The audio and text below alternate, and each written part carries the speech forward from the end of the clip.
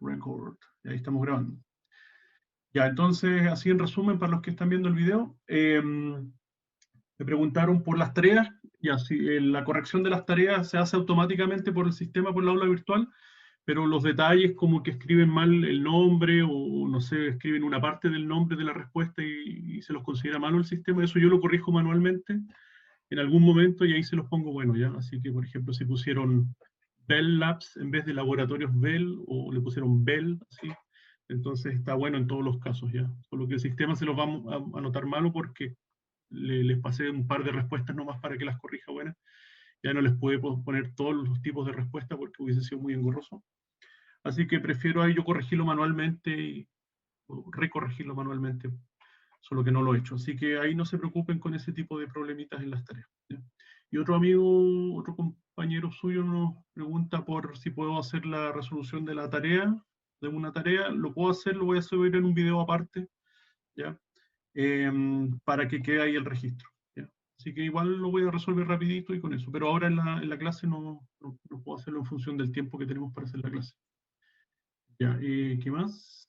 Con el tema de las aproximaciones. ¿Qué hay con las aproximaciones? O sea, por ejemplo, yo en las tareas pido el número de decimales, ¿ya?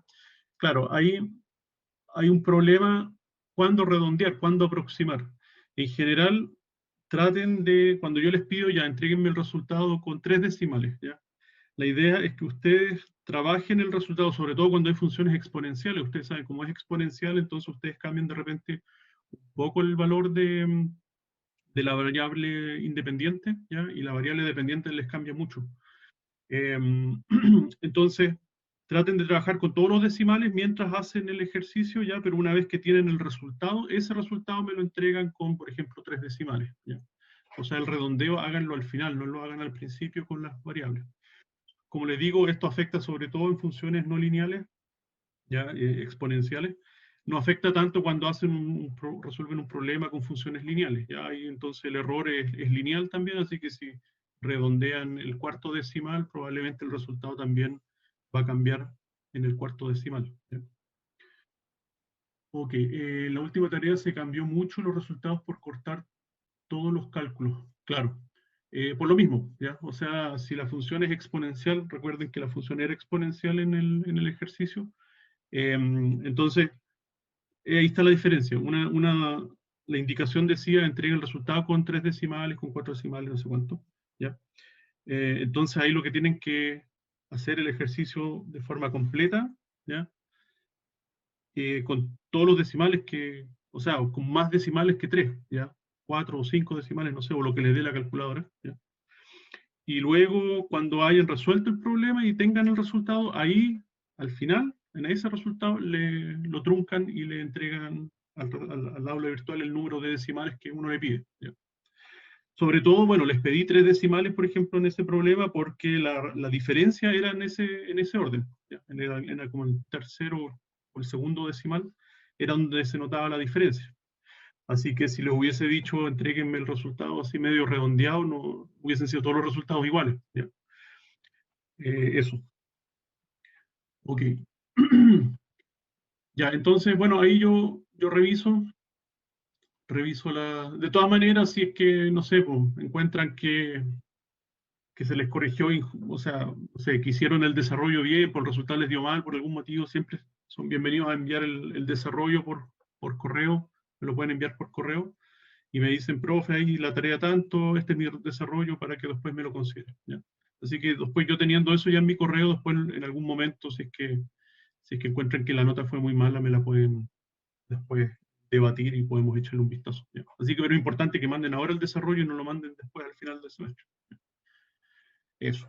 En todo caso, bueno, una vez que pasa el plazo para la entrega de las tareas, aparecen los resultados ahí disponibles para que ustedes los vean. Eso, ya. Entonces, habiendo dicho eso, estamos compartiendo, parece, sí, estamos grabando, así que ahora ya podemos empezar con la clase. ¿Ok? Ya. Súper. Tengo que hacer un último movimiento, alinearme yo para la grabación. Ya. Ok.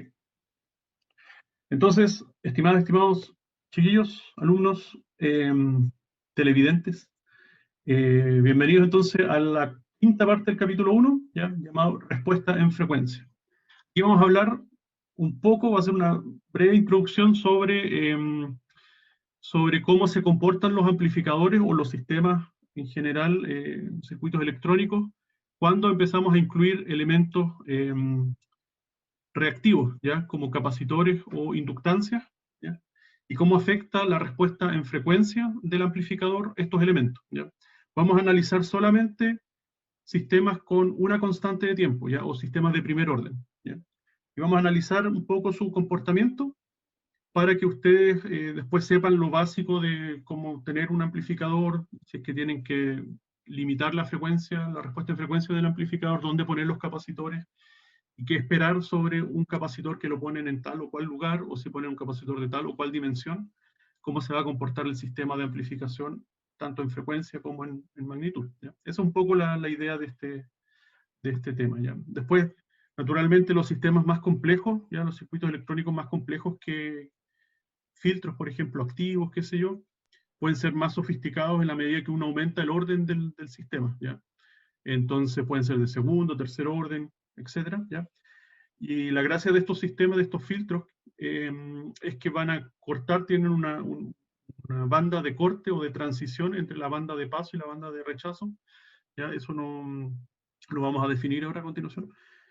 Más abrupta, ya los sistemas de mayor orden, entonces en el fondo se asemejan más a un filtro ideal. Esa es un poco la idea. En cambio, un sistema de primer orden, la banda de transición entre la banda de paso y la de rechazo es más suave, ¿ya? Por lo tanto no es abrupta como un filtro ideal.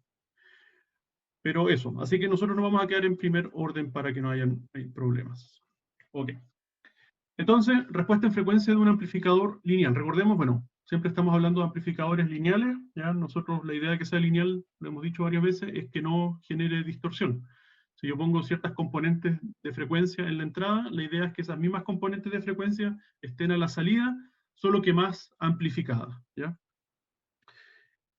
Entonces, amplificadores no tienen respuesta plana.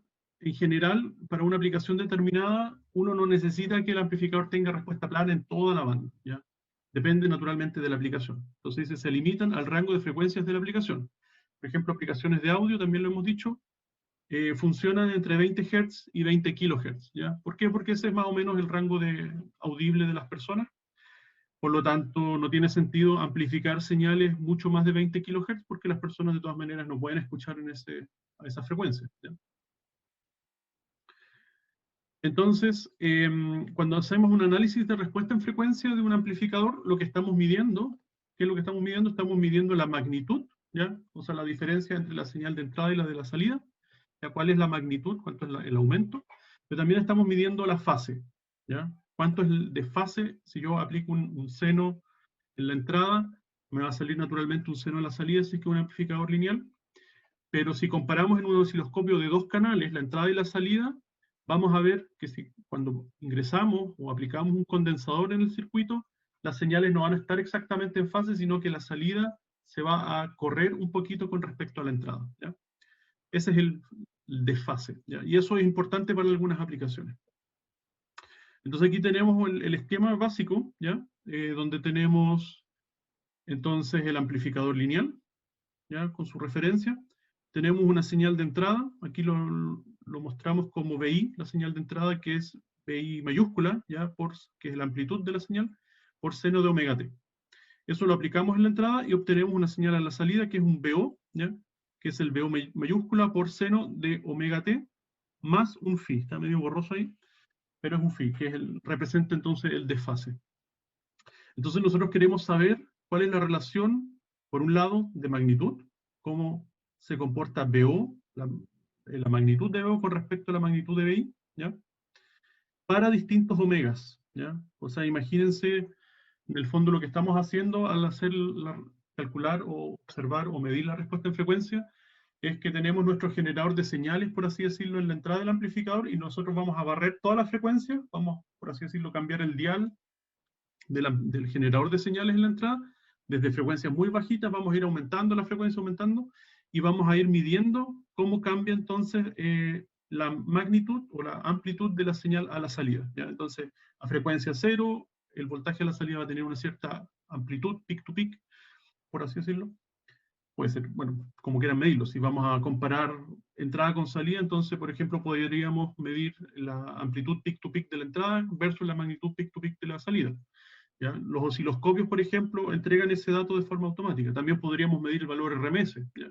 Entonces, comparar el valor RMS de la entrada con el valor RMS de la salida. Los osciloscopios también pueden calcular eso automáticamente. ¿Ya? Y como les decía, además vamos a medir el desfase. O sea, vamos a medir ese phi, por ejemplo, con un osciloscopio también de 2 canales, observando la entrada contra la salida. Y vamos a ver entonces, comparando con los cuadritos del tiempo, cuánto se desfasa, por ejemplo, observando el cruce por cero de ambas señales sinusoidales, cuánto se empieza a desplazar la señal de salida con respecto a la entrada a medida que yo aumento mi frecuencia, o disminuyo, o cambio mi frecuencia. Entonces, el resultado de eso ya es una tabla, un gráfico de magnitud y fase para distintas frecuencias, ya que ustedes probablemente ya lo han escuchado en algunas asignaturas anteriores, como el diagrama de Bode. ¿Ya? Aquí está. El diagrama de Bode viene un poco del área de control, ¿ya? Sobre todo porque, ustedes saben, en control automático, para los que ya tuvieron, importa mucho cuando hay retroalimentación, de que el sistema con retroalimentación, el sistema en lazo cerrado, entonces no tenga un desfase mayor que 180 grados. ¿Ya? Porque ¿qué pasa cuando el desfase es mayor que 180 grados? Pasa que en vez de ser, ¿cómo se llama?, retroalimentación negativa, al pasar los 180 grados pasa a ser retroalimentación positiva. Por lo tanto, el sistema se vuelve inestable. Entonces, para observar en un circuito o en un sistema de control en qué minuto se superan esos 180 grados, ¿ya? Es que esta persona, este ingeniero, que creo que era de la Bell Labs también, desarrolló esta herramienta, ¿ya? Que es el famoso diagrama donde se compara entonces la magnitud y se compara la fase, ¿ya? El famoso diagrama de Bode. Ahí pueden buscar en Wikipedia. Yo lo vi hace ya varios años, así que creo que era de la Bell Labs que apareció el hombre. ¿Ya? Ok, entonces obtenemos estos dos gráficos, todos, la variable independiente es la frecuencia, ya aquí podemos ver la frecuencia, y entonces en el caso de la magnitud, obtenemos la magnitud en general en decibeles, ¿ya? Aquí hay que observar entonces que la frecuencia, está medio pequeñito, pero la frecuencia entonces cambia de forma logarítmica, ¿ya? Vamos del 1, por ejemplo, 1 Hz, a los 10 Hz, a los 100 Hz, 1 kilo, 10 kilos, 100 kilos, 1 mega, ¿ya? Están equidistantes, pero en órdenes de magnitud, o sea, la escala es logarítmica, ¿ya? Y como tenemos decibeles en la magnitud, entonces también la escala es logarítmica, así que la escala es logarítmica en ambos ejes, ¿ya? Lo mismo pasa en el desfase, ¿ya? O el diagrama de fase, que la frecuencia cambia de forma logarítmica, ¿ya? Pero la fase no, la fase cambia de forma lineal, ¿ya? Ok, más detalles de esto a continuación. No sé si hay alguna consulta antes de seguir con esto. Esto yo creo que lo han visto probablemente en circuitos 1, o sea, en teoría de redes 1, teoría de redes 2, por ahí. Probablemente ha aparecido estas herramientas, ¿ya? Pero el origen del diagrama de Bode, como les digo, es de control. Ok.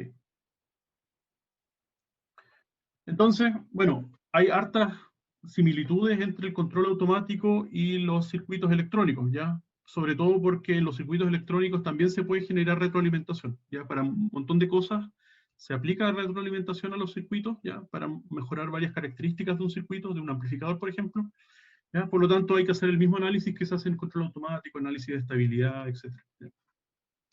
Es por eso que las herramientas se repiten. Ok. Entonces, hablemos un poco del ancho de banda del amplificador. Dice, entonces, el rango de frecuencias omega 1, omega 2, en las que la magnitud de la función de transferencia del amplificador es constante, ¿ya? Aquí tenemos un ejemplo de un amplificador, ¿ya? Esto es magnitud, ¿ya? Entonces, aquí tenemos frecuencia. Entonces vemos que a bajas frecuencias, como que a medida que nos acercamos a las bajas frecuencias, el amplificador deja de amplificar, ¿ya?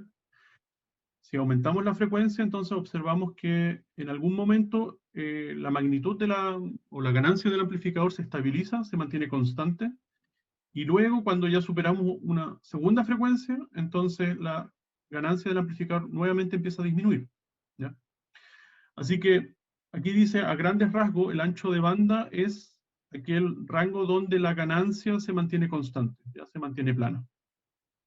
Ok, pero esto es una pendiente resbaladiza, o sea, en realidad, ¿en qué punto realmente definimos dónde empieza el ancho de banda y dónde termina? ¿Ya? Y se definió ya por varios motivos que es cuando tenemos una caída es por convención, una caída de menos 3 decibeles. ¿Ya? Cuando tenemos una caída de menos 3 decibeles sobre la ganancia, eh, digamos, nominal, ¿ya? O la máxima ganancia también podemos decir, menos 3 decibeles, ¿ya? Entonces ahí es donde vamos a definir nuestro omega 1 y nuestro omega 2, ¿ya? Para determinar cuál es el ancho de banda. Ok, entonces podría ser que el amplificador en realidad a frecuencias muy bajitas o incluso frecuencia cero siga amplificando igual que aquí la ganancia máxima, ¿ya? O sea, que la ganancia en el fondo no disminuya a medida que la frecuencia vaya disminuyendo. En ese caso, el ancho de banda se define desde 0, ¿ya? Hasta el omega 2 que aparece acá, ¿ya?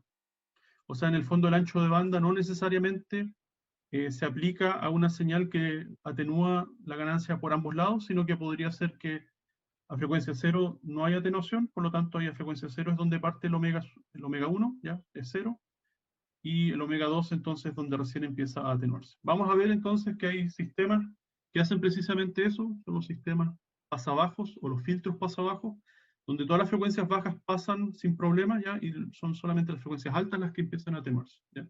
Y en ese caso también podemos hablar del ancho de banda del filtro pasabajo, ¿ya? O al revés, podríamos tener que a frecuencias bajas, ¿ya? Atenúa la señal cada vez más, pero a medida que la frecuencia aumenta, a ver, no, aquí no, al revés creo que no aplica, porque ahí creo que cometí un error. Si el filtro es pasa altos, entonces el ancho de banda es infinito en realidad. ¿Por qué? Porque aquí la señal es plana y es plana hasta el infinito. O sea, en el fondo ustedes cualquier frecuencia alta que tengan, el amplificador la va a amplificar. Son solamente las frecuencias bajas las que no va a amplificar, ¿ya? Entonces el omega sub 1 estaría bien definido, ¿ya? Pero el omega sub 2 no existiría. Así que ahí el ancho de banda creo que es infinito. Así que filtros pasa alto, que lo vamos a ver a continuación, en realidad no aplicaría eso. Solamente aplicaría para filtro pasa bajo, ¿ya? El ancho de banda, que está acotado entre 0 y el omega sub 2, ¿ya? O filtros pasa banda, ¿ya? Que son los que tenemos acá, que dejan pasar solamente una banda entre omega sub 1 y omega sub 2. Bueno, me adelanté un poco con el tema de los filtros, ¿ya? Finalmente, hablar de respuesta en frecuencia es lo mismo que analizar el comportamiento de un filtro, ¿ya? O sea, los filtros son las grandes aplicaciones donde nosotros tenemos que definir las frecuencias de un amplificador, ¿ya? Y como les dije, en general uno diseña un amplificador para que limite su ancho de banda, o sea, para que amplifique solamente en el rango de frecuencias que interesan y para que no amplifique en las otras frecuencias, ¿ya? En vez de amplificar todas las frecuencias y luego de que amplificó, no sé, por decirle 100 veces la señal en todas las frecuencias, luego que está 100 veces más grande, recién empezar a filtrar. Eso no tiene sentido. Lo que tiene sentido es que nosotros integremos el filtro dentro del amplificador, ¿ya? Y, y ahí entonces le decimos al amplificador que amplifique solamente la banda útil o el ancho de banda que nos interesa, ¿ya? O que le interesa a la aplicación. Ok, entonces, Profe, quedé con una pequeña duda. dígame. Cuando en los puntos donde estaban los W1 y W2, en esos puntos donde se marca la caída de la ganancia a los 3 decibeles, bueno, la Exactamente. ganancia a los menos 3 decibeles. Exactamente. Bueno, esto es una figura pictórica nomás, en realidad no es muy precisa, No, la vamos a claro. ver a continuación en un gráfico mucho más detallado, la caída de menos 3 decibeles, ¿ya? Pero en el fondo se definió menos 3 decibeles por varios motivos, ¿ya? Porque coincide con la constante de tiempo del sistema de primer orden, ya que es lo que vamos a analizar a continuación, ¿ya? Pero estos puntitos de acá, claro, sería donde si nosotros comparamos, pongámosle un valor aquí a la ganancia máxima, supongamos que la ganancia máxima es 1, ¿ya? Supongamos que en ¿Sí? realidad el amplificador no amplifica, sino que en la banda de paso lo deja con ganancia unitaria, ¿ya?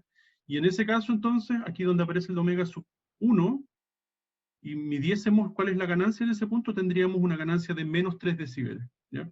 Y lo mismo al otro lado, donde tenemos el omega sub 2, si la banda de paso es 1, entonces aquí tendríamos, o sea, perdón, sería una vez, pero 0 decibeles, ¿ya? Si la banda de paso son 0 decibeles, entonces en este punto tendríamos menos 3 decibeles, ¿ya?, de ganancia por definición, ¿ya? O sea, se definen, vamos a ver que eso le ponemos un nombre, que es la frecuencia de corte. En realidad, la frecuencia de corte es un nombre medio engañoso, ¿ya? Y por eso en realidad en los textos no aparece como la frecuencia de corte, sino que aparece como la frecuencia de menos 3 decibeles. Porque precisamente así se define. Es la frecuencia donde la ganancia nominal, por así decirlo, disminuye menos 3 decibeles. ¿Ya? Ya, profe, muchas gracias. Ok. A continuación yo creo que con los gráficos va a quedar incluso más claro. Ok, entonces, evaluación de la respuesta en frecuencia de un amplificador. Se calcula entonces, por un lado, la función de transferencia, ¿ya? Tenemos la función de transferencia del amplificador, como la definimos como el voltaje de salida en función de omega, ya omega es la frecuencia, sobre el voltaje de entrada, también en función de omega, ¿ya? Eso es el T de omega, es la transferencia o la función de transferencia de omega. También lo podemos dejar en variable compleja, ¿ya? En este caso, T de S, en variable S, donde, bueno, es la misma función BO, pero en función de S, sobre BI en función de S, donde S es igual a J omega, ¿ya? La única diferencia es que aquí, al ser la variable S, el S es el que acarrea la variable compleja, el J, ¿ya? Mientras que en la primera forma, el J está incluido dentro de las funciones BO y BI, ¿ya? Así que omega solamente es frecuencia en radianes, mientras que S es frecuencia en complejo, ¿ya? O sea, igual son radianes, igual es omega, ya, pero acompañado por una variable compleja. Así que para efectos de nosotros que somos ingenieros no nos preocupamos mucho de eso, dónde está la I, si es que viene de afuera o si es que ya está dentro. Lo que nos interesa en el fondo es cómo cambia la función de transferencia cuando cambiamos omega, ¿ya? Entonces, se reemplaza las capacitancias e inductancias. Bueno, ¿por qué capacitancia e inductancia? Porque nuestros circuitos electrónicos, sobre todo los amplificadores, el elemento reactivo que vamos a tener, en este caso, son elementos pasivos, y en electrónica solamente hay dos, ¿ya? Están los capacitores y las inductancias, ¿ya? Entonces, eso ustedes lo han estudiado probablemente harto, imagino en circuitos, o sea, en teoría de redes 1 o 2, ¿ya? Pero a grandes rasgos podemos recordar de los capacitores, ¿qué cosa? Que los capacitores entonces a frecuencias altas se comportan como cortocircuitos, ¿ya? O sea, en el fondo el capacitor no le gusta el cambio, por así decirlo, no le gustan los cambios de voltaje, así que cuando nosotros aplicamos una señal con un cambio de voltaje abrupto, el capacitor responde absorbiendo corriente, ¿ya? O sea, consume o absorbe o deja pasar más corriente en la medida que la señal fluctúe más, ya el voltaje tenga mayor variación. Entonces, cuando la frecuencia es alta o es infinita, ese condensador va a dejar pasar tanta corriente que se va a comportar como un cortocircuito, ¿ya? Así que ustedes probablemente recordarán que los capacitores en frecuencias altas o en frecuencias infinitas se comportan como cortocircuito, ¿ya? No así en frecuencias bajas o frecuencia cero, el capacitor se comporta como un circuito abierto, ¿ya? O sea, una vez que el capacitor se cargó, ¿ya? Supongamos que tenemos una fuente de tensión que está cargando un capacitor, una vez que el capacitor llegó al voltaje de la fuente de tensión, entonces ya no va a ingresar más carga al capacitor, ¿ya? Y el hecho de que no ingrese más carga significa que no ingresa más corriente. Y si no ingresa más corriente, eso es lo mismo que comportarse como un circuito abierto, ¿ya? Así que a frecuencia cero, el capacitor se comporta como un circuito abierto. Y todo lo contrario con las bobinas, con los inductores. Los inductores, entonces, a frecuencias muy grandes, ya aumentan su impedancia, o sea, aumentan su resistencia. Por lo tanto, a frecuencias altas o en frecuencia infinita, el inductor se va a comportar como un circuito abierto, ¿ya? Y a frecuencia cero se va a comportar como un cortocircuito, ¿ya? O sea, un inductor, una bobinita, básicamente cuando ustedes le dejan pasar corriente de forma constante, en algún momento eso es como un conductor, ¿ya? Es como un cortocircuito. Simplemente la corriente va a fluir en ese sentido, ¿ya? Frecuencia cero, así que no hay flujo, no hay cambio en el flujo de corriente. Por lo tanto, eso se va a comportar como un cortocircuito. Ahora, si lo analizamos matemáticamente, vemos que la función de impedancia, ¿ya? Del condensador, el Z sub C, es 1 partido por J omega C. Yo digo J, aquí aparece ahí, pero ustedes saben que la diferencia no es ninguna, son variables complejas, ¿ya? Entonces, J omega C, Y aquí podemos ver entonces qué pasa con la impedancia cuando omega se hace cero, ¿ya? Si omega se hace cero, entonces como está en el denominador de la fracción, la fracción se hace infinito, o sea que la impedancia a frecuencia cero se hace infinito, ¿ya? ¿Qué quiere decir? Que la resistencia a frecuencia cero es muy grande, es infinita. Y con la bobina, con la inductancia ZL, su impedancia vemos que es directamente proporcional a la frecuencia. O sea, si la frecuencia es infinita, la impedancia es infinita. Si la frecuencia es cero, la impedancia es cero, ¿ya? Ok. Y estos son básicamente los elementos que vamos a necesitar utilizar dentro de las funciones BO, ¿ya? BO y BI, o la función de transferencia, o sea, dentro de las funciones del amplificador para calcular la función de transferencia, ¿ya? Vamos a ver un ejemplo a continuación. Entonces dice, aquí tenemos una fuente de señal, ya un generador de voltaje BI, y que tiene conectado una bobina L y una resistencia R, que no aparece aquí la resistencia, pero esa resistencia al final de la carga es una R, ¿ya? Y observamos entonces la resistencia, la señal BO, ¿ya? Aquí no hay ningún amplificador, es simplemente un atenuador, un divisor de voltaje entre L y R, ¿ya? Recordemos, un divisor de voltaje se genera entre dos elementos, no tienen por qué ser esos dos elementos una resistencia. Si fuesen los dos elementos resistencia, entonces un divisor resistivo. Pero en este caso, uno es una resistencia y la otra es una bobina, una impedancia, ¿ya? Entonces, igual se genera un divisor de voltaje. Entonces, ¿cómo es el divisor de voltaje? Bueno, es la misma ecuación que nosotros conocemos de siempre, que es la resistencia entonces donde cae o donde observamos el voltaje, en este caso es R, dividido por la suma de las dos resistencias, en este caso de la resistencia y de la impedancia, ¿ya? Así que tenemos R sobre R más ZL. ZL entonces es la impedancia de la bobina.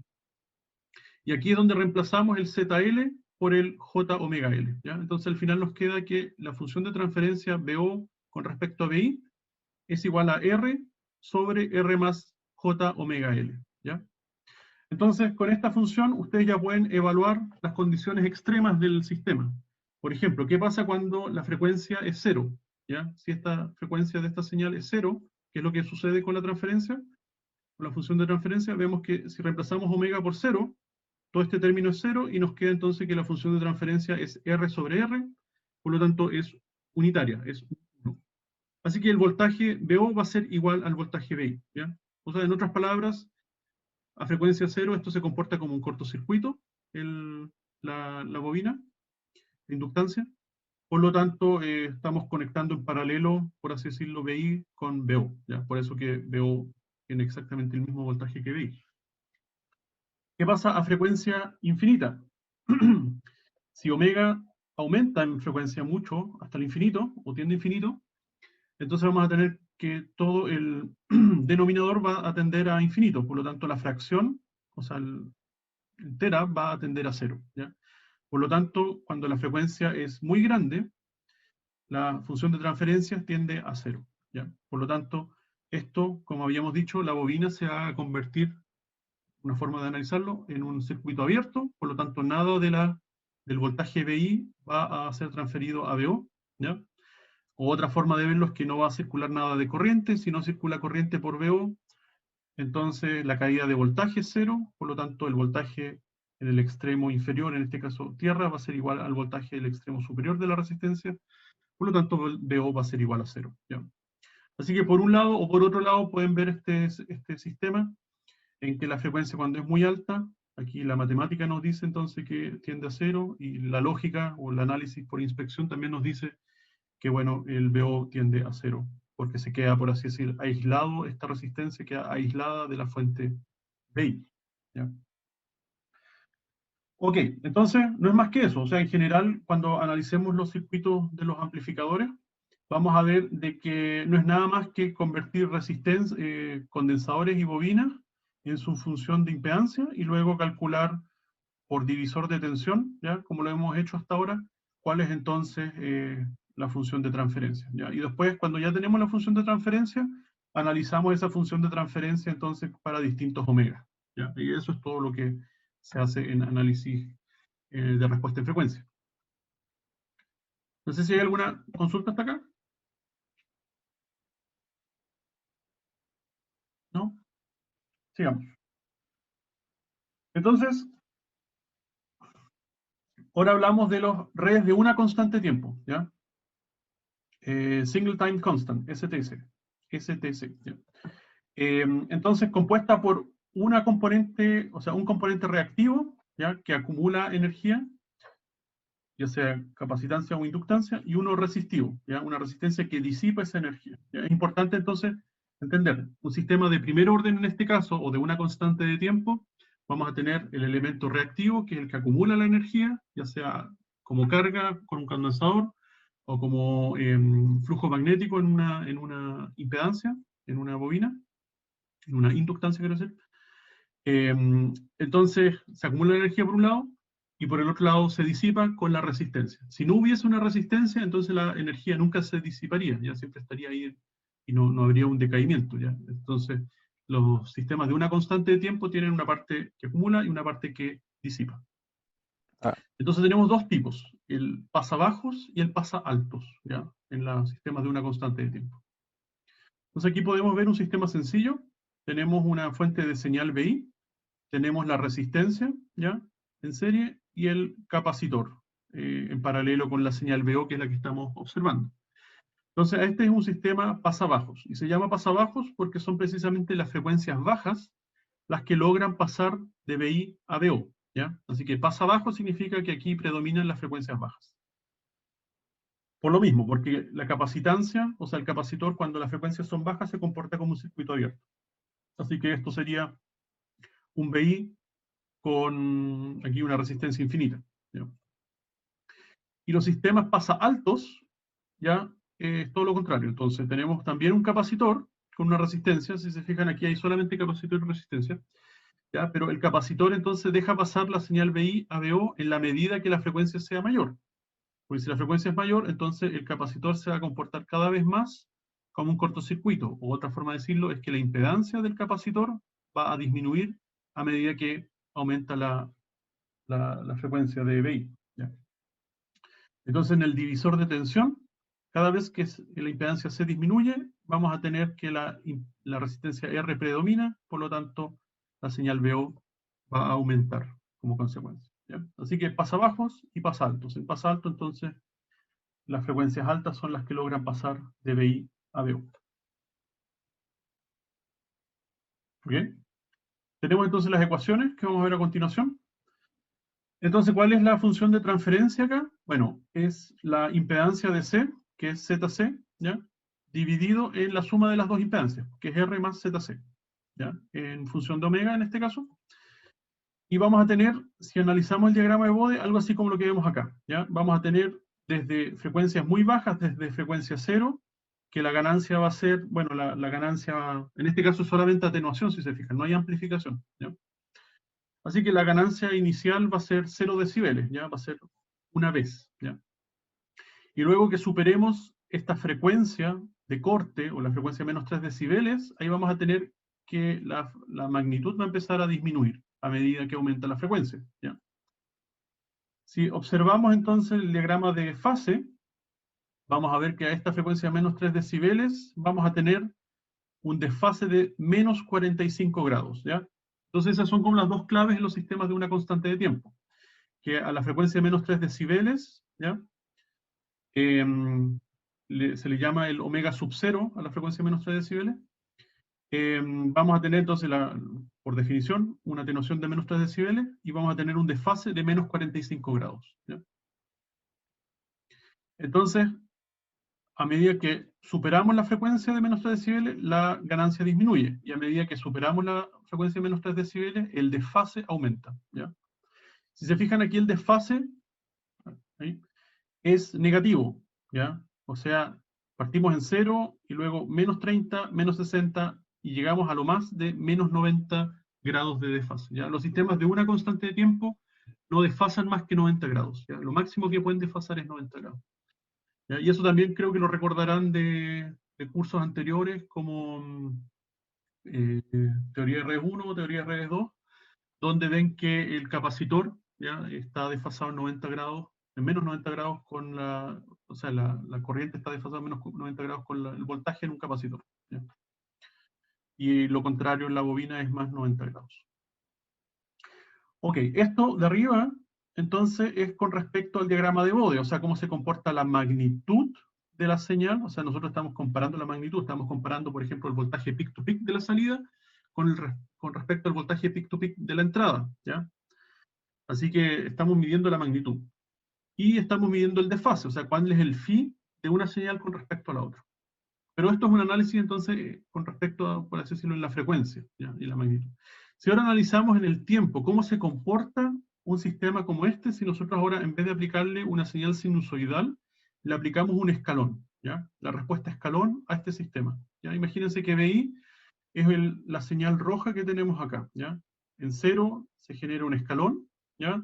Que se mantiene por un cierto tiempo, y luego esa señal disminuye a cero nuevamente, ¿ya? Y luego esa señal nuevamente se mantiene en cero por un determinado tiempo, ¿ya? ¿Cómo se vería la señal BO a la salida en este sistema de primer orden? Pasabajos. Y ahí observamos entonces que la entrada, el voltaje de entrada, es un escalón perfecto que va desde 0 hasta 1, ¿ya? En un tiempo cero, ¿ya? Sin embargo, la señal de salida se toma su tiempo, ¿ya? En aumentar, en incrementar el voltaje, hasta que en algún momento el voltaje entonces coincide el voltaje de salida con el voltaje de entrada, ¿ya? Pero se toma un tiempo en llegar, en converger a este voltaje de entrada, ¿ya? Entonces, la ecuación que rige a, a la señal de salida BO en el tiempo, ¿ya? En el tiempo, no en la frecuencia, vendría siendo esta que tenemos acá. Es un voltaje inicial, o sea, un voltaje de entrada BI, que en este caso es el escalón, que va de 0 a 1, ¿ya? Más la diferencia entre el voltaje inicial del condensador, ¿ya? Nosotros siempre asumimos que los condensadores están descargados en un circuito, pero en realidad no tiene por qué ser así. Podría ser que el condensador por algún motivo, ¿ya? Haya quedado en un voltaje remanente quiero decir, distinto de cero. Podría ser, por ejemplo, 0,5 voltios, ¿ya? El voltaje inicial del capacitor era 0,5. Por lo tanto, si de 0,5 yo le aplico un escalón de 1, ¿ya? Este mismo fenómeno que estamos observando acá no va a ser entre 0 y 1, sino que va a ser entre 0,5 y 1, ¿ya? El comportamiento va a ser el mismo, pero la escala del voltaje va a ser distinta. No va a ser entre 0 y 1, sino que 0,5 y 1, ¿ya? Entonces, esa carga inicial, ¿ya? Cuando se aplica el escalón al condensador, es el que se denomina aquí el B sub C0, ¿ya? El voltaje del condensador inicial, ¿ya? Menos el voltaje del escalón, ¿ya? O sea, en el fondo lo que tenemos acá, en el paréntesis, no es el voltaje de entrada del escalón, sino que es la diferencia entre la carga inicial y el voltaje de entrada, ¿ya? Y ese voltaje es el que multiplicamos por una exponencial decreciente en este caso. Si se fijan, la exponente de la exponencial es un negativo. Por lo tanto, a medida que el t es una variable de tiempo, ¿ya? Dependiente, a medida que t aumenta, este factor de la exponencial va a tender a cero, ¿ya? Si t es muy grande, es infinito, todo este factor aquí es cero. Por lo tanto, todo esto, este término de la función va a ser cero. Por lo tanto, vamos a tener que BO es igual a BI cuando el tiempo es igual a infinito, ¿ya? Así que eso se condice con lo que vemos acá, cuando tiempo es igual a infinito. Aquí, suponiendo que el escalón se mantiene infinito, entonces eventualmente los dos voltajes, el de entrada y de salida, van a converger al mismo valor, ¿ya? Pero bueno, ahora es donde viene cómo interpretar esta función escalón, ¿ya? Del sistema con las constantes o sea, con los valores de R y de C, ¿ya? Resulta que hay un término que se llama el tau, ¿ya? Del sistema de una constante de tiempo, ¿ya? Que, bueno, el tau para el caso del sistema con el condensador, el sistema RC, ¿ya? El tau, la constante tau, está determinado por los valores R y C, ¿ya? Multiplicar R por C nos va a dar una constante llamada tau, que es la conocida como la constante de tiempo, ¿ya? Entonces todos los sistemas de una constante de tiempo, como indica su nombre, tienen una constante de tiempo y esa constante de tiempo se llama tau, ¿ya? Entonces si nosotros multiplicamos R por C nos va a dar un valor y ese valor, las unidades de ese valor van a ser segundos, ¿ya?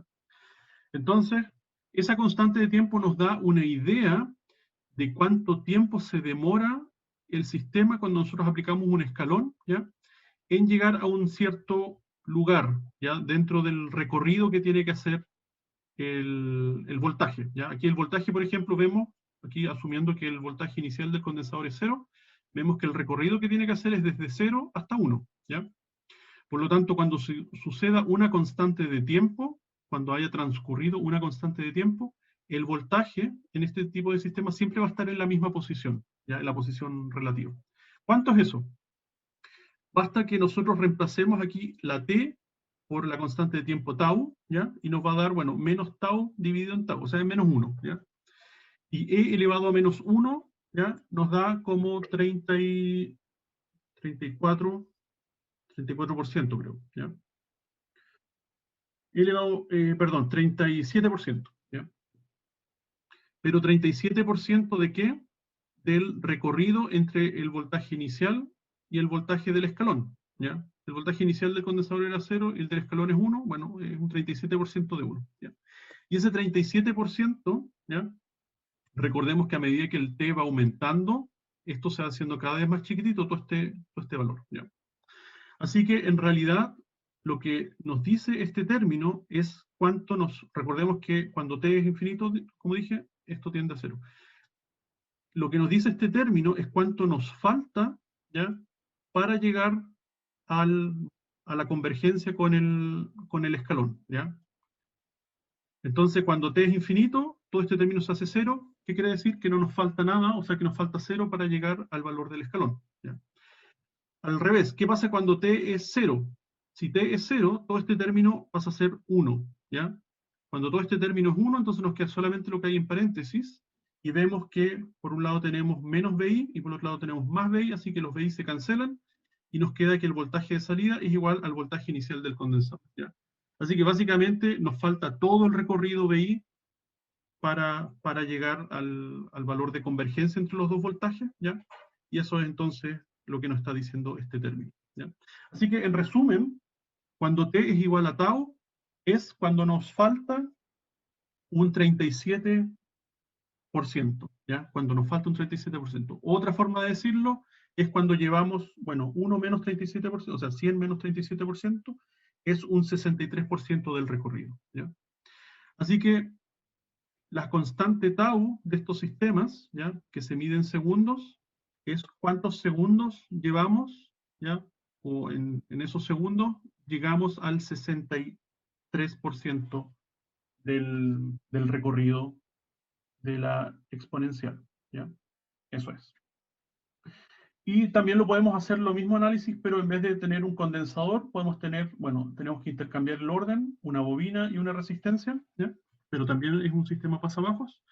Y ahí la constante tau está determinada por L sobre R, ¿ya? Y también da en segundos, ¿ya? Así que eso. Muchas veces en sistemas electrónicos lo que interesa no es la frecuencia, o sea, la banda de paso o la respuesta en frecuencia propiamente tal, sino que interesa más el aspecto del tiempo. ¿Cuánto se demora en llegar entonces a estabilizarse el sistema y converger con el escalón, ¿ya? O podría ser cualquier sistema, no necesariamente electrónico, podría ser un sistema mecánico, un sistema de suspensión, por ejemplo, de un vehículo. También, pues, es un sistema con un resorte, un amortiguador. Bueno, ahí al tener resorte y amortiguador ya no es de primer orden, es de segundo orden, pero el análisis es el mismo. En el fondo, a mí me gustaría saber, por ejemplo, un vehículo andando a una cierta velocidad y encuentra en el camino un bache que tiene una cierta altura. Entonces, mi pregunta es cuánto se va a demorar la rueda en subir y en bajar, y ahí yo puedo calcular la constante de tiempo de ese sistema de amortiguación, de la misma forma que aquí estoy calculando cuánto se demora el voltaje en llegar a un cierto valor, ¿ya? Eso es más o menos el análisis. Bueno, aquí un ejemplito con valores. Supongamos entonces en el sistema que tenemos acá, RC, pasabajos, una R de 10 kilo y un condensador de 100 nano. Entonces, ¿cuál es la constante de tiempo de este sistema? Bueno, multiplicamos R por C y nos va a dar 1 milisegundo, ¿ya? ¿Qué quiere decir eso entonces? Que en 1 milisegundo, al aplicar un escalón, vamos a llegar al 63% del recorrido, ¿ya? al 63% del recorrido en ese milisegundo, ¿ya? Así que con eso ya nosotros podemos calcular más o menos bien, o al revés, pues si nosotros queremos que el sistema llegue a ese 63%, no en un milisegundo, sino que en 10 milisegundos, o en un segundo, etcétera, es cosa entonces que con esta función muy sencillita, el tau igual a RC, podamos cambiar el R o cambiemos el C para que se dé esa condición, ¿ya? Es mucho más fácil cambiar el R que cambiar el C. El C tiene un rango más bien acotado, ¿ya? Va desde los picofaradios, ¿ya? Recordemos que también que los condensadores no tienen una tolerancia muy buena, en general es mucho mayor que o sea, puede andar alrededor del 10% en algunos condensadores, incluso más.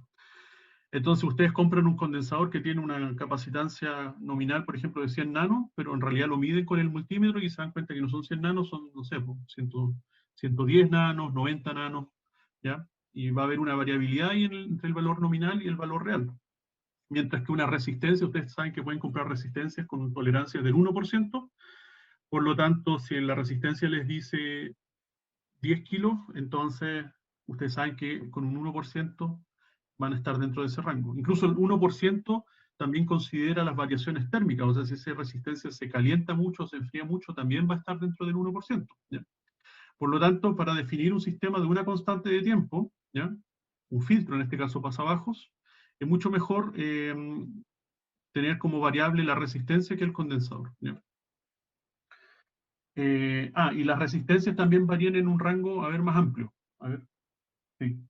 Parten desde, bueno, ustedes saben, los ohms, ¿ya? Decenas de ohms, y llegan hasta los cientos de kilo ohms, ¿ya? En cambio, los condensadores que tienen esta tolerancia un poco más ajustada, ¿ya? Están en el rango de desde microfaradios, nanofaradios, ¿ya? Y de ahí, bueno, micro, nanofaradios, bueno, en realidad el rango es similar. Después viene picofaradio, pero como le digo, a ese nivel de picofaradio ya la tolerancia es mucho más amplia. Así que en general es la resistencia la que se modifica. Ok. Y luego podemos calcular en base a la constante de tiempo, tau, ¿ya? ¿Cuál es la frecuencia de menos 3 decibeles, el omega sub 0? Y vemos que la relación es directa. 1 dividido en 2pi tau nos va a dar entonces el omega sub 0. ¿Ya? Recordemos que omega sub 0 está... Aquí parece que hay un... No, está bien. 1 partido por 2pi omega sub 0 nos da la frecuencia en hertz, ¿ya? Mientras que si le sacamos el 2pi nos da la frecuencia en radianes, ¿ya? Así que en estricto rigor esto no debería llamarse omega sub 0, debería ser f sub 0, ¿ya? F sub 0 es en hertz, omega sub 0 es en radianes, ¿ya? Así que ahí para que no haya confusión, lo cambiamos al tiro. Disculpen, pero aquí le vamos a poner la F, ¿ya? Ahí está, ¿ya?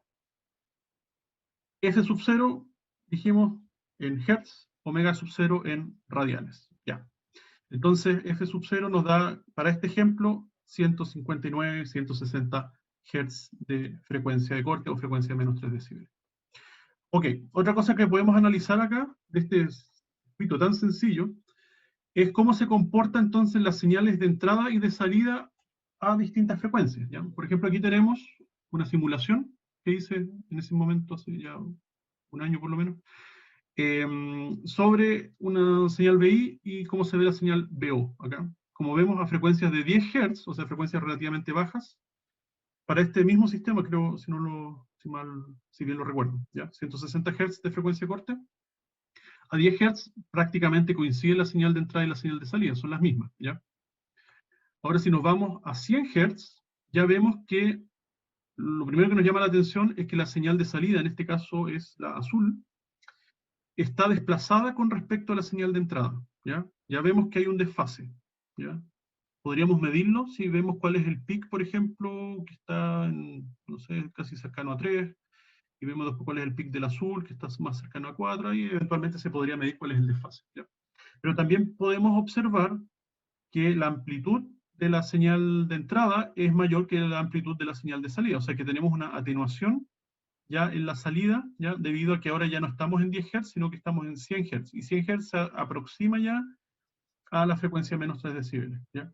Entonces, como ven, no es que a partir de la frecuencia de corte inmediatamente empieza a disminuir la ganancia, sino que la ganancia empieza a disminuir a medida que nos vamos acercando a la frecuencia de corte, ¿ya? En este caso vamos en 100 Hz, no en 160, ¿ya? Pero ya tenemos una atenuación. Y cuando estamos en 1 kHz, ya podemos ver que la atenuación es significativa, ¿ya? Y ahí vemos que entonces la señal de salida es mucho más pequeñita que la de entrada, ¿ya? Y podemos ver que el pic de la señal de salida, la señal azul, ¿ya? El pic coincide con el cero, ¿ya? Con el cero, o sea, con el cruce por cero, quiero decir, de la señal de entrada, ¿ya? Y eso representa precisamente el desfase de 90 grados, ¿ya? Así que ahí vemos, empíricamente, por así decirlo, con instrumentos. O sea, si ponemos un generador de señales en la entrada y un osciloscopio a la salida, cómo varían esta señal de salida a medida que nosotros cambiamos la frecuencia de la señal de entrada, ¿ya? Y eso entonces es otra forma de analizar este sistema. No sé si hay alguna consulta hasta acá.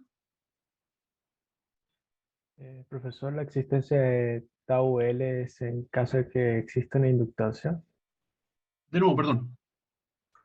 El tau L está ahí dentro de la fórmula porque es por si hay una inductancia dentro del circuito. Claro, o sea, en el fondo nosotros podemos tener un sistema pasabajos con una R en serie y un capacitor en paralelo a la señal VO, ¿ya?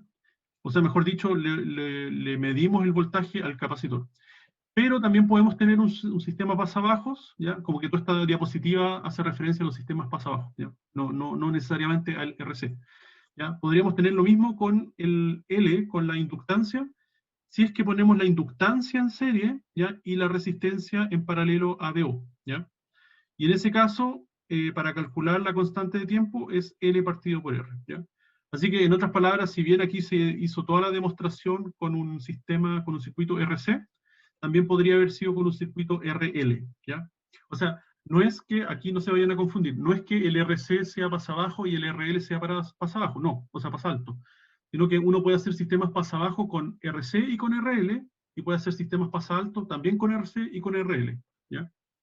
Solo que la constante tau va a cambiar dependiendo si es C o si es R, ¿ya? La fórmula, como se ve acá. Eso, así que lo Gracias. anoté un poco para que quede completo la información que yo estaba dando de los sistemas pasa abajo en general, ¿ya? Eso. Claro, ya. ¿Alguna otra consulta? ¿Otro comentario? Ya, estamos entonces, queda un poquito, veamos entonces más rapidito, el símil ahora sería con los sistemas pasa alto, utilizando un circuito RC. Entonces el C va en serie y el R va en paralelo a VO, ¿ya? Entonces, ¿cuál es la función de transferencia? Bueno, es la caída de voltaje en R dividido por la suma de las dos impedancias, ¿ya? Que sería R más ZC, ¿ya? Vemos entonces el diagrama de Bode, que a partir de la frecuencia menos 3 decibeles es cuando ya la atenuación es, no hay atenuación, ¿ya? O la ganancia es unitaria o la ganancia es 0 decibeles, ¿ya? Pero de aquí a menos frecuencia es cuando recién entonces empieza a atenuar, ¿ya? Y también vemos que la frecuencia de menos 3 decibeles es cuando tenemos un desfase de 45 grados, ¿ya? Y aquí ya podríamos notar de que aquí los desfases son positivos, ¿ya? No son negativos, son positivos. Y podemos observar que a medida que nos alejamos de la frecuencia de menos 3 decibeles, ¿ya? Hacia frecuencias bajas, nos acercamos más a los 90 grados, ¿ya? En el otro caso era que cuando nos alejamos de la frecuencia de menos 3 decibeles, nos acercábamos más a los menos 90 grados, ¿ya? Entonces, llegamos a los 90 grados. A la frecuencia de menos 3 decibeles, 45, en el otro caso del sistema pasa bajos era menos 45, ¿ya? Y cuando ya superamos la frecuencia de menos 3 decibeles ampliamente, entonces convergemos a 0, ¿ya? En el caso anterior igual, cuando nos acercamos a la frecuencia de ganancia unitaria, ¿ya? También nos acercábamos al 0. Ok, entonces, ahora, ¿cómo se ve un sistema de este tipo cuando le aplicamos un escalón? ¿Ya? Escalón, escalón. Entonces vemos la función de transferencia, o sea, la función en el tiempo es la que vemos acá, ¿ya? En el fondo una exponencial con una exponente negativo, ¿ya? En el tiempo. También tenemos que ese exponente del tiempo, esa variable tiempo, está multiplicado por el factor tau, o sea, está dividido por tau, por la constante de tiempo, ¿ya? Y lo que se está multiplicando el factor a esta exponente es el voltaje inicial del capacitor más el voltaje del escalón, ¿ya? Entonces, si tau es 0, o sea, si t es 0, en t igual a 0, ¿qué es lo que tenemos? Que todo este término es 1, por lo tanto, el voltaje que vamos a tener inicialmente va a ser el voltaje del capacitor más el voltaje del escalón, ¿ya? Si el capacitor tenía 1 volt y el escalón que le estamos ingresando tiene también 1 volt, entonces en la salida vamos a tener 2 volts, ¿ya? O sea, en otras palabras, si este condensador está cargado con 1 volt, imagínense aquí 1 volt de caída, ¿ya? Aquí inicialmente tenemos 0, pero después esta fuente pasa de 0 a 1 en un escalón, como lo vemos acá. Aquí el rojo no se nota mucho, pero pasa de 0 a 1. Entonces tenemos, suponiendo que esta es la referencia, la línea de abajo, tenemos 1 volt y luego tenemos otro volt, que era la caída del condensador. Por lo tanto, aquí vamos a tener en ese instante, cuando se genera el escalón, 2 volts aquí a la salida, ¿ya? Así que vamos a tener 2 volts. Pero una vez que llegamos al voltaje este, que es la suma de los dos, luego este condensador se va a empezar a descargar a través de la resistencia, ¿ya? Por lo tanto, si el escalón se mantiene, se mantiene, se mantiene, ¿qué va a suceder? Que a medida que este condensador se vaya descargando por la resistencia, eventualmente el condensador va a llegar a 0 volts, ¿ya? Y ahí solamente vamos a tener a la salida el voltaje de BI del escalón, ¿ya? O sea, en este caso, aquí esa es una forma de verlo, ¿ya? Es una forma de verlo así como el análisis en el tiempo, que el condensador se cargue, después se descarga, y a medida que se descarga, entonces tenemos esta curvita aquí. Esta es una ecuación, o sea, esta es una función del tiempo, como ven, ¿ya? Se va descargando así de forma asintótica, asintóticamente converge ahí al valor inicial. Otra forma de verlo es que cuando nosotros generamos un escalón, ¿ya? En el voltaje BI, ese escalón, como vimos por la descomposición de Fourier, tiene infinitas componentes de frecuencia, ¿ya? Entonces, como tiene un escalón infinitas componentes de frecuencia, sobre todo en la parte escalonada, ¿ya? En esta parte de acá, ¿ya? Y este es un filtro pasa altos, todas esas componentes de frecuencia, esas infinitas componentes de frecuencia, pasan sin problema de BI a BO, ¿ya? Por lo tanto, aquí vemos que el peldaño del escalón, ¿ya? Pasa sin problema a la salida, ¿ya? Pero luego el escalón se mantiene a frecuencia cero, o sea, se mantiene constante el voltaje de entrada, y eso es equivalente a una señal con frecuencia cero. Y al tener una señal con frecuencia cero, ahora este condensador no deja pasar esa frecuencia cero, por lo tanto, solamente se transmitió el impulso, ya que tiene infinitas componentes de frecuencia, pero la frecuencia cero no se transmite, por lo tanto, esa línea recta no se mantiene, ¿ya? Y solamente nos queda la descarga del condensador, hasta que finalmente llegamos a cero, ¿ya? Y luego, ¿qué sucede? Un escalón hacia abajo, ¿ya? Por lo tanto, ahora ese mismo escalón, que podríamos decir, todo este escalón tiene infinitas componentes de frecuencia, esas infinitas componentes de frecuencia pasan de largo, ¿ya? Entonces se transmite el escalón a la salida, pero la componente continua de la función del escalón, ¿ya? Toda esta parte donde el voltaje se mantiene de forma continua, eso no pasa, por lo tanto aquí la función es distinta y eventualmente converge, ¿ya? Así que lo podemos analizar de esas dos formas, ¿ya? Como como un filtro, ¿ya? Entonces el escalón pues, en el fondo tiene muchas componentes de frecuencia, de alta frecuencia en el momento que se genera el escalón, ¿ya? Pero después tiene solamente frecuencia cero en el momento que se mantiene el escalón, y eso explicaría un poco este comportamiento, esta señal de salida, ¿ya? Ok. Y finalmente, un filtro pasa altos, como no deja pasar la frecuencia cero, entonces el valor medio, ¿ya? El offset de la señal siempre va a ser cero, ¿ya? ¿Por qué? Porque si tuviese un offset, la señal de salida, por ejemplo, un voltaje medio distinto de cero, por ejemplo, 5 volts, esos 5 volts son un valor continuo, ¿ya? Una componente continua de la señal. Pero dijimos que esto, al ser un filtro pasalto, no deja pasar las componentes continuas. Podemos ver que aquí hay un condensador entonces que no deja pasar la componente continua de BI al otro lado. Por lo tanto, siempre las señales van a terminar, las que tienen después de un filtro pasalto, no van a tener componente continuo, así que el valor medio siempre va a ser 0 volt. ¿Ya? Siempre va a ser 0 volt.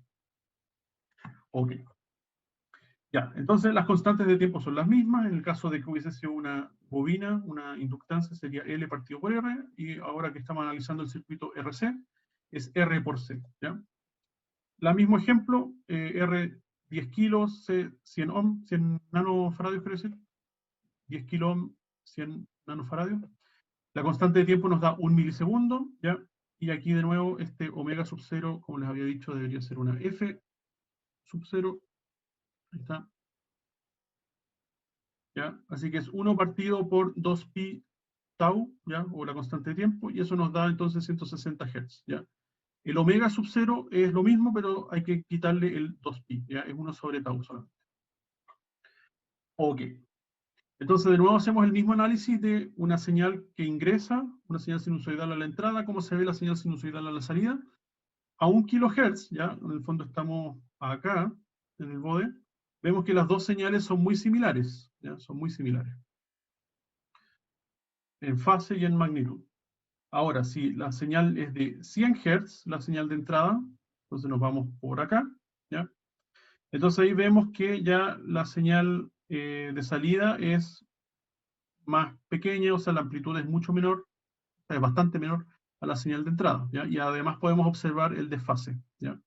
Entonces aquí vemos un desfase de 90 grados, o que tiende a 90 grados, significa que la señal de salida está, a ver, está atrás, bueno, está atrasada, está desfasado en 90 grados, ¿ya? O sea, en el fondo aquí podemos observar que la cresta está atrás de la señal de entrada, ¿ya? Aquí está la señal de entrada, aquí está la señal de salida, el azul es la señal de salida, y vemos que el peak está hacia atrás, no está hacia adelante como el caso del condensador, ¿ya? Parece poco intuitivo porque uno dice desfase negativo debería estar atrás, positivo debería estar adelante, pero bueno, es justo lo contrario, ¿ya? Ok. Y ahora tenemos una señal de 10 Hz, ¿ya? De este circuito, 10 Hz en la entrada, y vemos que la señal de salida es totalmente, o sea, es muchísimo menor en amplitud que la señal de entrada, ¿ya? Entonces vemos que aquí la cresta está como en el 0, ¿ya? Y en 90 grados está la cresta de la señal de entrada, ¿ya? La cresta de la señal de salida está en 0, mientras que la cresta de la señal de entrada está en 90 grados, ¿ya? Si esto lo comparamos como de 0 hasta los 360 grados. Ok, entonces hay un análisis como de varios puntos de vista de este circuito que es tan sencillo, que es una R y un C, ya visto del punto de vista del diagrama de bode, de los desfases, de cómo se comporta si es que le aplicamos un escalón a la señal, ¿ya? Y cómo se comportan las señales sinusoidales periódicas, ¿ya? Todo esto es una señal sinusoidal periódica, ¿ya? Si aplicamos distintas frecuencias en la entrada, cómo se ven entonces las salidas, ¿ya? Entonces, la idea de este diagrama, de esta diapositiva, es que ojalá puedan empezar a unir todos estos conceptos que muchas veces están como por separado, la frecuencia corte, la respuesta escalón del sistema, etc., ¿ya? Y el comportamiento en una señal periódica, ya lo puedan ojalá unificar en una sola, o sea, en un solo concepto, digamos, ¿ya? Que todo es parte de lo mismo, son distintas caras del mismo fenómeno. Ok, entonces estamos terminando. Bueno, las funciones características entonces este es como el formulario, ¿ya? Aquí les explico el formulario. Bueno, tenemos los sistemas pass bajo, low pass y pass alto, high pass, ¿ya? La función de transferencia, aquí como aparece, ¿ya? Es un poco distinta, porque en el caso anterior teníamos una R dividido en R más la impedancia. Ya, pero nosotros podemos dividir, o sea, multiplicar arriba por 1 sobre R y abajo también por 1 sobre R, y al final uno puede fácilmente transformar el sistema que habíamos visto en las diapositivas anteriores en el sistema que aparece acá, donde abajo tiene un 1 más una fracción, ¿ya? Nosotros vimos solamente atenuación en el caso anterior, ¿ya? Una resistencia, o sea, dos elementos que generaron un divisor de tensión, pero en realidad ese sistema podría estar incluido dentro de un amplificador con ganancia K, ¿ya? Entonces, eso simplemente es el amplificador con ganancia K multiplicado por la atenuación que vimos anteriormente. Y ahí lo que nos queda es un sistema donde tiene, bueno, la ganancia K del amplificador dividido por, o sea, multiplicado por la función de atenuación que analizamos anteriormente, ¿ya? Por eso aparece una K aquí, ¿ya? Aquí aparece K por S, no es un subíndice, esto es K por S, dividido en S más omega sub 0. Recordemos que omega sub 0 es la frecuencia de menos 3 decibeles en radianes. ¿Ya? Ok, bueno, aquí es lo mismo, el de arriba con el de abajo, solamente que el de arriba es en función de S y el de abajo es en función de J omega. ¿Ya? Perdón. ¿Ya? J omega, así que en realidad es lo mismo si ustedes reemplazan las J, o sea, las S por J omega, le va a dar lo que está abajo. ¿Ya? Ok. ¿Cómo es la magnitud en ambos casos? Bueno, si queremos ver la magnitud, el caso del amplificador, ¿ya? Es la magnitud de la ganancia del amplificador. Por ejemplo, si el amplificador en la banda de paso amplifica, no sé, 100 veces, entonces, bueno, es 100 veces acá. Ojo aquí el valor absoluto, ¿ya? Porque podría el amplificador amplificar menos 100 veces. ¿Qué significa que un amplificador amplifique menos 100 veces? Significa que amplifica 100 veces, pero que está desfasado 180 grados la salida con la entrada, ¿ya? Para efectos de analizar la magnitud de la respuesta en frecuencia, no interesa que esté desfasado, ese desfase de 180 grados no interesa, por eso se le aplica un valor absoluto, ¿ya? Se le aplica un valor absoluto, entonces aquí lo que me interesa es el 100, no me interesa si es más 100 o menos 100. Entonces, valor absoluto, me quedo con el 100, y luego todo esto sobre la raíz de 1 más la relación entre los dos omegas, el omega que estoy analizando, ¿ya? Para una frecuencia en particular sobre la frecuencia de menos 3 decibeles, todo eso al cuadrado, ¿ya? Eso también podemos llegar a esta fórmula sin mayor problema desde la función de transferencia que está arribita, ¿ya? Y vemos que para los dos casos es lo mismo. Ah, no, no es lo mismo. Para el caso de la pasa alto es omega sub 0 sobre omega, y el caso del pasa abajo es omega sobre omega sub 0, ¿ya? Aquí hay una trampita, no caer en eso. Y eso, bueno, hace la relación que si omega aquí se tiende a infinito, todo este valor tiende a crecer, o sea que todo este término finalmente tiende a ser cero cuando omega es infinito. Mientras que acá es todo lo contrario, cuando omega tiende a infinito, todo este término tiende a cero, por lo tanto todo esto tiende a 1, ¿ya? Así que por eso uno tiene que estar al revés del otro, porque cambia, o sea, es el inverso ¿cómo se llama? La reacción, ¿ya? Cuando las frecuencias tienden a infinito. Ok, y la fase es la relación entre el omega y el omega sub 0, ¿ya? Menos tangente de menos 1 en el caso de uno, y el otro es tangente de menos 1 en el caso del otro. Pero también el omega y el omega sub 0 están intercambiados si es que es pasa abajo o pasa alto, ¿ya? Así que no tienen que, o sea, si ustedes uno les pide ya haga un diagrama de Bode, el diagrama de fase del diagrama de Bode, entonces tienen que simplemente utilizar esta relación, ya eso la calculadora se los da sin ningún problema. ¿Cuál es la ganancia de frecuencia cero? Bueno, en el pasabajo, por definición, deja pasar la frecuencia baja, así que es la ganancia que tiene el amplificador, ¿ya? Y mientras que el pasa altos a frecuencia cero, la ganancia es cero, ¿ya? O sea, por definición también a frecuencia cero no debería pasar nada, por lo tanto, en un pasa alto, por lo tanto, la ganancia es cero. Y a frecuencia infinito es todo lo contrario. Un filtro pasabajos a frecuencia infinito debería eliminar todo, ¿ya? Por lo tanto la ganancia es cero. Pero a frecuencia infinito entonces debería dejar pasar todo, por lo tanto la ganancia es la del amplificador, ¿ya? Que es la ganancia K. Y la frecuencia menos 3 decibeles, como vimos, el omega sub 0 es 1 sobre tau en radianes, ¿ya? Donde tau, dijimos, era la constante de tiempo, y tau también es R por C o L sobre R, ¿ya? Entonces, de nuevo, omega sub 0 está en radianes. Si ustedes quieren en hertz, entonces es 1 sobre 2pi por tau, ¿ya? El 2pi, ustedes saben, es la constante entre la frecuencia en hertz y los radianes. Ok, entonces yo creo que vamos a dejar hasta acá, ya porque ahora viene un análisis un poco más detallado y ya se nos pasó la hora porque empezamos a las 11, ¿sí? Y después viene un ejercicio, así que dejémoslo hasta acá nomás, ¿ya? Eso, no sé si hay alguna consulta, chiquillas, chiquillos. ¿No? Ah, la tarea la va a dejar el miércoles, ¿o no? Sí, la tarea las dejo el miércoles. Aquí hay Ya. una tareita al final, ¿ya? Así que eso la vemos el miércoles. La idea entonces, este miércoles terminamos este tema y luego a partir de, no sé si podemos empezar este miércoles incluso con amplificadores operacionales o ya empezamos la otra semana con amplificadores operacionales. No sé cuándo tenemos la prueba, cuándo está fijada, ¿no saben? Bueno, parece que a final de... El 12 de abril. igual estamos medio encima. Ya. es posible que la tenga que aplazar, ¿ya? Porque entonces pensamos que, bueno, está Semana Santa ahora, después tenemos el próximo lunes 1, después el próximo miércoles 2. Claro, nos quedan 2 clases. Después de este miércoles nos quedan 2 clases y en 2 clases no alcanzo a ver amplificadores operacionales. Amplificadores operacionales es un tema importante y que de hecho se relaciona harto con lo que estamos viendo ahora de respuesta en frecuencia.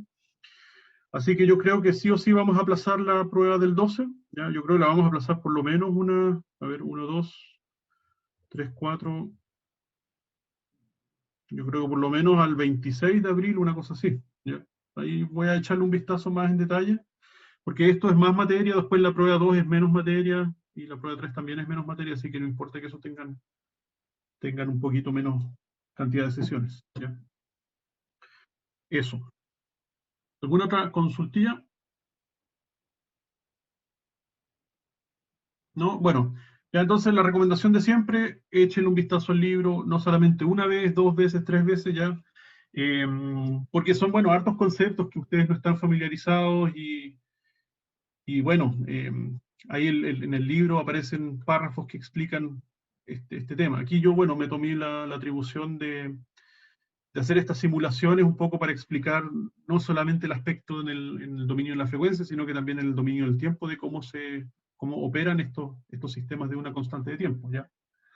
Me gustaría entonces también, bueno, eso, hablando de eso, el laboratorio, que también lo voy a tratar de liberar esta semana, va a estar relacionado con esto, ya que ustedes hagan estas simulaciones y jueguen con distintas señales de entrada, no solamente una señal sinusoidal, también un escalón, una señal triangular, etcétera, etcétera, ¿ya? Y vean entonces cómo se comporta un sistema de primer orden, ya un sistema de una constante de tiempo, ya, y vean las señales. Y ojalá podamos hacer un bode, el simulador, el multisim, por ejemplo, puede hacer bode sin ningún problema. Así que yo creo que hice una guía alguna vez de cómo usar las herramientas básicas de multisim, se las voy a dejar disponible. También hay el enlace del video de YouTube, se lo voy a dejar disponible en la aula virtual. Ya, entonces para que hagamos la primera experiencia de laboratorio utilizando estas cosas que hemos visto hasta ahora. ¿Ya? Eso, ya pues. Nos vemos entonces, cuídense, que tengan una linda tarde. Nos vemos el miércoles. Nos vemos, Gracias. profe. Gracias. Chao, profe. Chao. Chao, profe. Bien. Chao, profe, gracias.